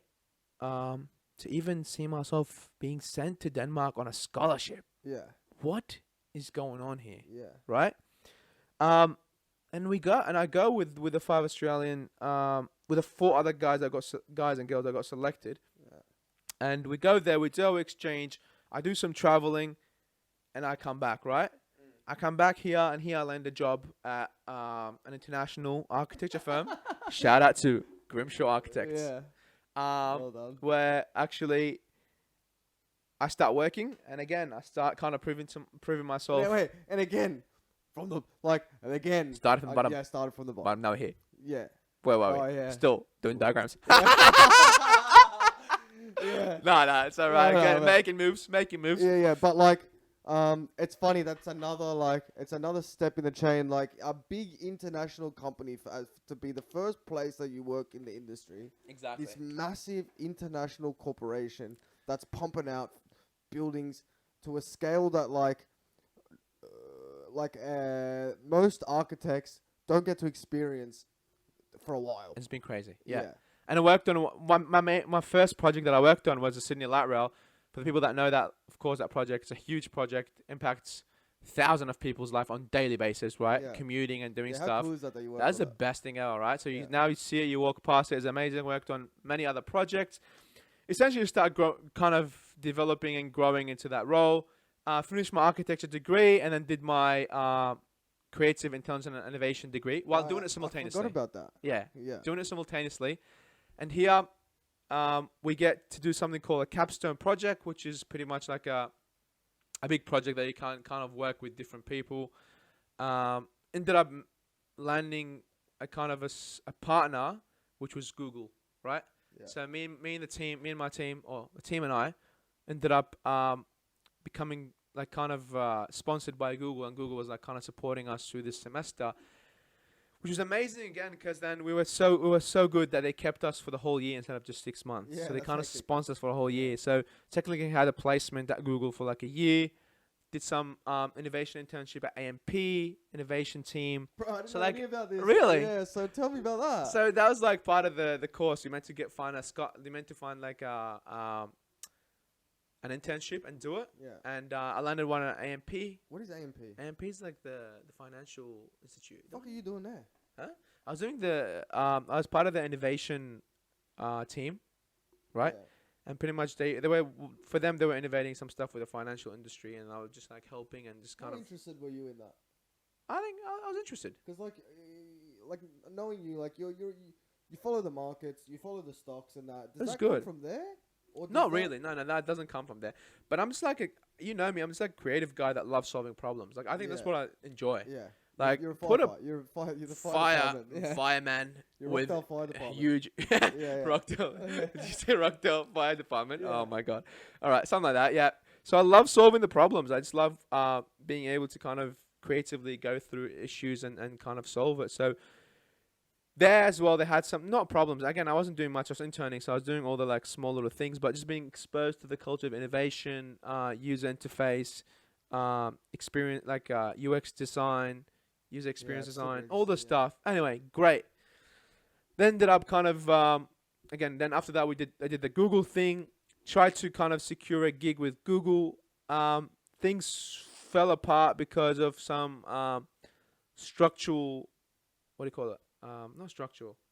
Managing structural move, like the CEO What do you mean? that was interested in us. Oh, there was like a restructure. Yeah, the CEO that was interested in us moved to the domain, Yeah. and he was a guy that I was like had connection with, and he wanted us to be there. So then the new CEO kind of didn't want to fund this kind of project or this program. Wow, dude. So it kind of fell through, which is a shame because I think the idea we had was really, really solid and working on something meaningful. Regardless, went back, did a full year of architecture, still at Grimshaw, of course, and currently doing masters in architecture and working full time. Yeah. Doing masters full time. All right. Yeah. So you're During doing the pandemic. full time. During the pandemic. Yeah. And managed to be on 320 days of straight workouts, All right. no break. All right, Andre.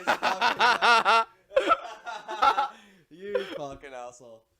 All right. Plug it. AR challenge 90-day. Plug the Instagram. Huh? Plug the Instagram. No, the Instagram. That's a private Instagram. I'm keeping that for myself till later. But you can go to my own Instagram page and find out more. But no. Essentially, what I'm trying to say is I'm just still in that. I wasn't trying to brag. What I'm trying to say is I'm trying to. That's funny. Yeah, I'm trying to just like project what my journey has led me to be. Like this guy that wants to achieve and wants to kind of always perform with whatever we have. Because as much as it sounds, I've achieved so much to people. For me, it's like still the tip of the iceberg. You're right. You're just on the way up. The story's just begun. It's story's just beginning, and all the work that I've put in has led me here. But I need like triple that work to get to where I want to get next. And it's just that kind of understanding. And that's what I laughed earlier when you said you always like behind, right? Yeah. You move from Iraq to Syria, you're behind. You move from Syria to here, school, you're behind. You in uni, you're behind. And now even when you like starting, no, but like not that, like that makes it sound bad. Like, no, you start behind, but then you fucking catch. You start behind. Catch up, though, you fucking take over. Exactly, it's not like behind, like you just like falling behind, but it's like you start from like let's say a race, like people already start running, and you're kind of like I said before, you arrive there, and people have start running already like 20 minutes earlier, and like all right, you gotta start run, and then you just gotta have to run, catch up, and try kind of overtake exactly and win. But my race is always with being with myself, and that's what I love it. Like I tried to compete with who I was yesterday, and kind of just be better and better. And it's funny. It's funny. It's like now that I'm kind of trying to push to the next level, and you know me the best out of everyone. So already many struggles and many issues have been facing me to kind of trying to progress to the next level, and they're byproduct of the immigration, byproduct of moving to the country. Byproduct of growing up in a war. All those aspects are still till this day affecting me, because people look at my story, when I talk to people, they're like, oh, you've made it. I'm like, no, this thing, for people that don't know, still affect me till this day. Like it's not a thing that I got over after 3 years. Like it's a thing that it's ongoing, and maybe it's gonna affect me till like the rest of my life. But I love it. Like if I had the chance of restarting my life, and God tells me, where do you want to start it? Do you want to like be born in Australia? I would actually say no. I want my own life, because the person I am today was made through all the obstacles and all the challenges and all the hard works and hard yards that I've put in has made me the person I am, and I actually can't be proud of who I am. And again, of course, I've got my own flaws, and I work on them, but I've overcome a lot, and it's been a crazy journey. Yeah, well, that's the clip. Some water. Like that's the clip. Oh, like. Listening to that live, like that's the clip. Really? Yeah. Nice. Fuck, man. So, like, I think that's almost 2 hours. Damn. I want to wrap up. I have one specific question. And Go for it. It's a question that I always ask everybody that's like immigrated to Australia. And I've asked you. I've asked you before. Go for it. But I want to get it on record. You know what I'm saying? Mm-hmm. What do you think about Australia? All right. Like I kind of answered that when I said I didn't know much about it when I came here, but after traveling and after living in different countries. Is that what you thought I was gonna say? That question. Yeah, that question. Exactly. Yeah. Okay, so a question that I also ask all the time is, what did you think about Australia before you got here? Yeah. But I already knew that Awkar didn't fucking know anything. So like, answer that question. What did I say? What do you think about Australia? What do you think about Australia? I genuinely think it is the best country, like the best country ever. Yeah. And Sydney being, for at least for me, because I live here, being the best city ever. Like I've traveled around. I lived in many countries. Yeah. And there's nothing like Australia, and there's not like Sydney. Like so multicultural. People are so nice. I say it all the time. I love this. People are amazing. Yeah. Weather is great. Yeah. Opportunity everywhere. Yeah. yes, we've got some stuff here and there, but they're minor. Yeah. Like in the grand scheme of things, when I see people complaining about things, I get annoyed because I've been through so much and I've seen so much. I'm like, that's just a first world problem. Yeah.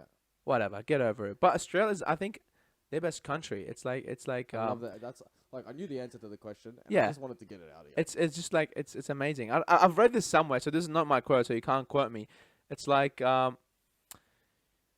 Iraq is my like mother, Whoa. which you don't get to choose. You just get Oh, yeah. to be born, to be kind of be given birth by your mother, right? And she's your mother, so she's what it is. And So I Iraq's your love mother? I love my mother, which is Iraq, Yeah. right? But then Australia's like your wife. You get to choose Yeah. who you marry, right? Yeah. And I want to be here. Yeah. I want to live here. And you got a 10 out of 10. Yeah, 10 out of 10 exactly. Yeah. And I'm citizen, by the way. So yeah, Yeah. Oh yeah. I've been citizen Oh, for yeah. like a while. Yeah, So like don't fucking oath. don't call me. Like, what do you mean? I vote. I'm just checking it out. Well, No, because people get this like idea that just migrants stay migrants. Like, no, bro, we transition Yeah, like, eventually. yeah, and you- become you're a citizen. Yeah, so I'm an like, Australian citizen you can buy now. a house here. Yeah, I You know go. what I'm saying? Like, you can start a business. I'm starting Yeah, a yeah. business Yeah. and I'm buying a house. Yeah. So that's on the Yeah, fucking oath, that's on the way. That's, yeah. But what do you call it? Like, Yeah, I choose to be here. Like, if I had the choice of well, I do have the choice of traveling anywhere and Yeah. living in any other country. But I just think Australia is the best country ever. And at least for me, Sydney, I'm in love with it. And Yeah. I don't want to live anywhere else. all right. And yeah, Well, fuck, dude. perfect. Thanks for coming, man. Man, my pleasure. You know what? We got to do like we said at the beginning of the thing. Like, we got to do the Assyrian episode. We got to, like, you know what I'm saying? Oh yeah, we gotta we're gonna come- bring we the gotta do political more- party like, in there. I'm gonna, like I said, I got 3 interesting friends. Like, you're gonna be on episode. See, like, you're gonna be on. Yeah, you know what I mean? You're gonna Well- be on. Yeah. Well, also, if people like it, they're gonna have to tell me. Reach out to me. Oh, right. If you got any question, Yeah. reach out to me. I'm like the easiest going guy. Yeah, like. Reach out to me. Tell me if you've got any question or any comments or anything that you've listened that you might liked or didn't like. Just come back to me. You can reach out to me again. Andre's gonna put it in the description of my Yeah. social media. Yeah. Awkar, AWKR Yeah. dot RUEL at Instagram.com. Yeah. Jump on Instagram, hit me up, let us know, share this around because let's support this guy. He's doing a great job here. Wait, what are you just taking over the show? I'm here? taking over the show. Yeah, yeah. I'm taking over the show because I can be the host and the Yeah, close it. close. I'll close it for you. Let's share this around. If you like this, if you like the podcast, like and subscribe. Of course, share it around for everyone. I love this guy feeding me lines from over there. No, No, that's not for now. No, follow Darkside Architecture on Instagram. Watch that space. It's coming soon. What else should I Love plug? it. Plug Ruel Studios on Instagram. Those are our 2 emerging Yeah. architectural practices that are coming. They're still under construction Yeah. and they're coming, but they're gonna come Oh, strong. they're coming in hot. They're coming hot, and we're gonna have a lot of collaboration in the space. So, if you loved it, hopefully you've kind of enjoyed this podcast, and hopefully I didn't go into much of a big rant. But share around, not for my sake, but also for sake of supporting this guy.